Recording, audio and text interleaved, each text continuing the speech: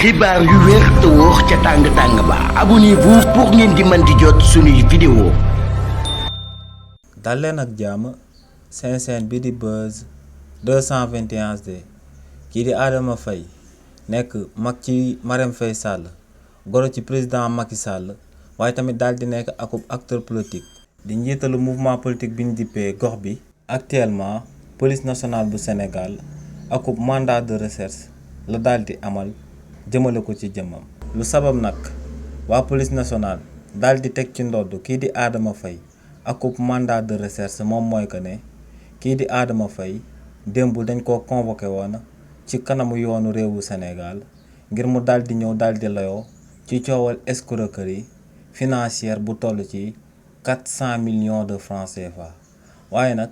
kii di Adama Faye ginnaaw ba mu jotee woon convocation boobee nga xam ne moom lañ amaloon ci jëmmam démb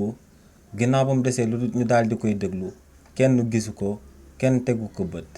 li ni mel nag moom moo sabab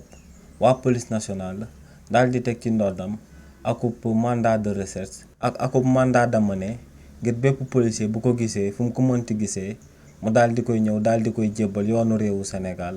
ndax kooku daa am luñ ko tiiñal te mbiram leeragul waaye nangu wuta daal di uyu yoonu réewu Sénégal. ci fàttali rek kookee di Adama Faye bii mooy ñetteelu yoon ginnaaw ba régime bu bees bi accès au pouvoir ñu koy daal di oolu ci kanamu yoonu réewu Sénégal. te tamit si ñetti yoon yi ñu ko oo ci kanamu yoonu réewu Sénégal ba mu njëkkee woon a ñëw tegoon nañ ko loxo ba si li ni mel Marème Faye Sall ak yeneenu membre famille bi ñoom ñoo cotisé woon daal di koy fayal caution am ñu koy soog a daal di bàyyi mu daal di génn ci kaso bi.